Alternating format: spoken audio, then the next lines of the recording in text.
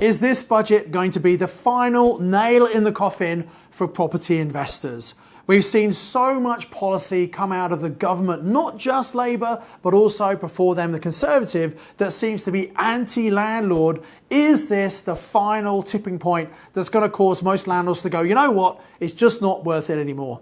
So I'm talking about the new Labour budget coming out on the 26th of November, where Rachel Reeves will try and plug the gap, the billions and billions of pounds gap that is needed. And they've made it very clear that the burden of this weight will be on the shoulders of those who could bear it the most, i.e. wealthy people. So what do you think Rachel Reeves has in plan to plug the gap and also make sure that wealthier people are carrying that burden? Well, let's look at the last budget. In 2024, there were lots of rumours before that actually capital gains tax would be a big target for the Chancellor. Now, as you know, capital gains tax is the tax that people pay when they sell assets. If you have your own home at the moment, there's no capital gains tax, although that might change in the future. But if you sell a second additional property, a rental property, then you're going to pay capital gains tax on the gain. The difference between the purchase price and the sales price, less any capital allowances. Or if you have shares or cryptocurrency that's gone up in value and you sell it, you have to pay tax on that. Now, the amount of tax varies depending on whether you're a lower or higher rate taxpayer. A lower rate taxpayer was paying 18% on their property investing, and a higher rate taxpayer paying 24%. And then other types of capital gains were lower rates. Now, the concern, the worry was that the Labour government would increase capital gains rate as much as 40%. Now, this was widely spread rumour. Many people expected this. And then when the budget came, there was almost a sigh of relief that this didn't happen. There were lots of other things came in, by the way, such as the introduction of the increase in tax on national insurance charged to employers, making it more expensive to employ people. And with the rise of the minimum wage as well, actually it's far more expensive for companies to employ their staff, which isn't exactly stimulating the economy, which is what the Labour government desperately need. And that's why this country is in such a difficult position at the moment, because the economy is not growing as much as Labour needs it to grow. Oh, and by the way, they want to tax all the higher rate earners to make them leave the country, go and live Dubai. Then they're taking all that income and all that spending out of the country. Not a very smart thing to do, in my opinion. Anyway, let's get back to the budget and what could happen.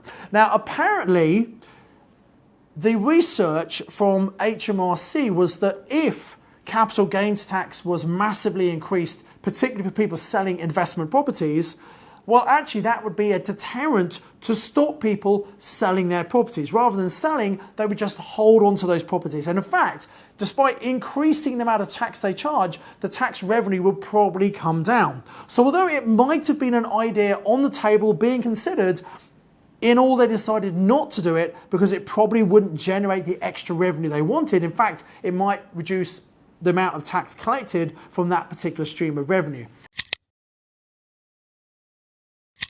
So, what are they going to do this time?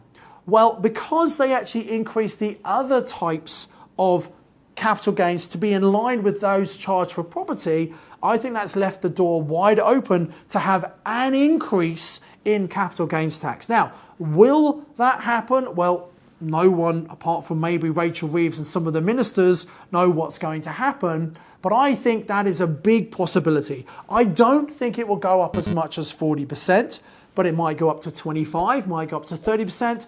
And this means anyone selling assets are going to have to pay a lot more tax. And obviously, because they want to tax the wealthy, this might be seen as a fair tax to introduce into the UK economy. However, it might be a deterrent to people actually selling properties. So again, we're going to have to wait and see. So what else could happen in the 2025 budget on the 26th of November? Well, we've already seen reports earlier this year about ideas being discussed about maybe they might remove the idea of people paying stamp duty when they buy property and instead get the sellers of property to pay some sort of extra capital gains tax when they dispose of a property. We've also heard rumours about getting rid of local council tax and replace it by a tax where a house value tax. We've heard that people who own properties over £500,000 value will be people who are taxed and they will be contributing to cover the cost of local services.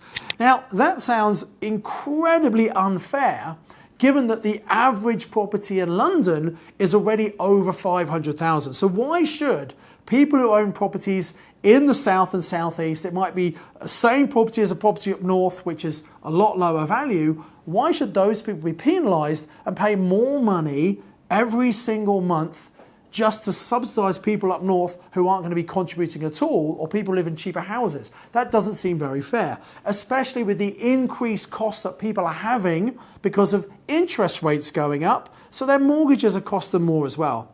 I fear that with all these extra costs, we might see an increase in repossessions. If repossessions go up where someone can't afford to pay all the bills, their property's taken back, that's more people who become homeless, that's more pressure on the local councils, that means that us taxpayers will have to contribute even more to support people who've been forced out of their homes because the government has interfered in the free market and they're trying to mess with the taxes too much.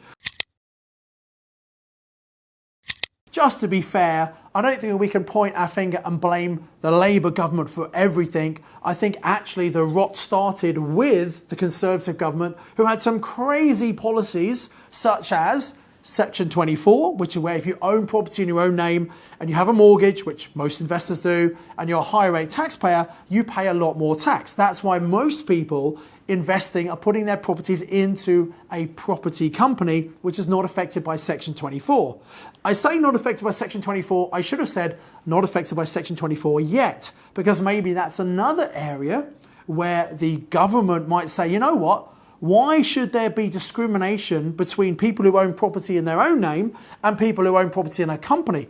Great question. So rather than remove the tax on people who've got it in their own name, why don't we just add the tax to people who've got it in a company structure? Why don't we completely screw all the landlords and at the same time completely screw the housing market in the UK? Because what you need to understand is that landlords, we provide much needed accommodation for people who cannot afford to have their own home or don't want to have their own home.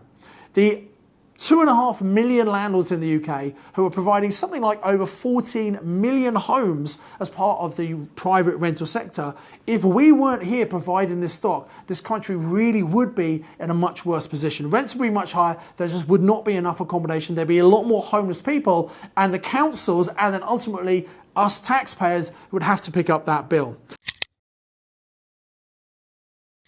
So I'm all in favour of being fair, I'm all in favour of having regulations to improve standards. That makes a lot of sense. But if you make it too difficult for landlords, too punitive, too harsh on landlords, they're going to sell those properties, they're not going to be providing the much needed rental sector, and thus it's going to be a really bad situation for tenants and also for local councils who are going to have a massive housing problem. So I think the Chancellor and the civil servants have to think very, very carefully about what policies they bring in this particular budget. Because if they manage to annoy or just completely frustrate landlords much more, I think we're going to see even more landlords selling up, wanting to get out of the game. We've also heard, obviously, about the Renters' Rights Bill, which has been encouraging more and more landlords saying, you know what, I don't think it's worth being a landlord anymore. Everything is so much stacked in the favour of the tenants now. Is it really worth the risk of being a landlord and having a potential tenant trying to make up something and take you to court, trying to get their rent back, which they can do up to 2 years having left the property under the new proposals in the Renters' Rights Bill? And obviously we're losing Section 21, although interesting, I noticed in The Guardian just recently that the Labour-controlled councils have actually issued Section 21 on 200 properties, which seems a bit hypocritical really, given that this is one of Keir Starmer's key things. He wanted to get rid of Section 21, which is the no-fault eviction. And yet using some little loopholes, Labour councils have been able to issue 200 Section 21s. Seems a bit hypocritical maybe, who knows. But then the country, unfortunately, seems to be in a complete mess, a complete shambles, a dilemma at the moment. I guess we're going to have to wait to see what happens in this next budget. And whatever happens, as successful people, we just have to adapt, we have to move on. Personally, I believe there's still a reason to be a property investor. We're providing much needed accommodation in the UK to people who cannot afford to buy themselves or don't want to buy their own property. So hang in there, guys. And because more and more landlords are selling up, that means there's less supply of rental property. For those of us still in the game, we're probably going to do better off, unfortunately, to the detriment of tenants who might have to pay higher rents. Now, there's only a certain amount rents can go up due to affordability, but I see rents going up if the government keep pursuing these policies designed to penalise landlords, but unfortunately, it's tenants who are getting affected by this. I like to look after my properties, I look after my tenants, I like to think my tenants are happy in their property, and I want them to stay there as long as possible. But the more pressure that comes to the government, landlords like me are going to decide to sell up.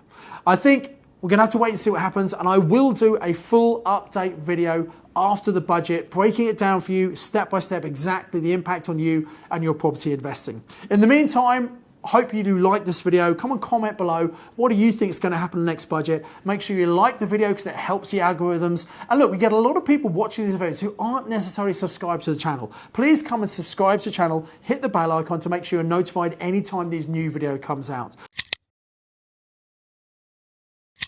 And the final thing I'd say is, look, you need to keep updated. You need to find out what's happening. If you want to be a more successful investor, one of the best things you can do is, rather than just watching stuff online, which is a great source of information, get out and meet other people, meet other investors. After all, property is a people business. So my recommendation is go to your local property investor network meeting. There are 45 plus around the country. You can go to pinmeeting.co.uk. That's PIN meeting.co.uk for a list of all the meetings. There's going to be a link in the description. And if you've never been to a local PIN meet, they happen every month in the evening. So if you work, you definitely get that after work. There's bound to be a meeting close to you. It's £25 to come along, to meet, connect with other people, to be inspired what other people are doing, to learn what's going on, to get updated on the latest updates, and also to meet people who you could potentially work with.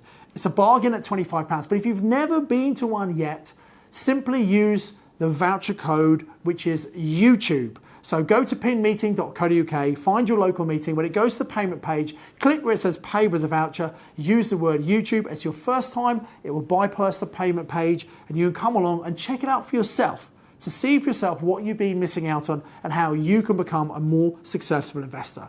Until next time, I encourage you to invest with knowledge, invest with skill.